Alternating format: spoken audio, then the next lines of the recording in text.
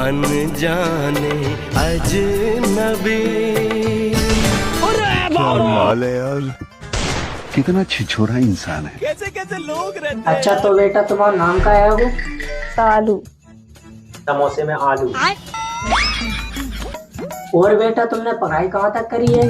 अरे पढ़ाई के तो आप पूछो ही नहीं, हमारी बड़ी ने BA, BSc, MSc, MA, PhD, BTech सब कर रखो, कॉलेज में टॉपर रही। अरे वाह, जा तो बहुत अच्छी बात है कि लड़की पढ़ी लिखी है, संस्कारी है, गुणवान है, सर्वगुण संपन्न है।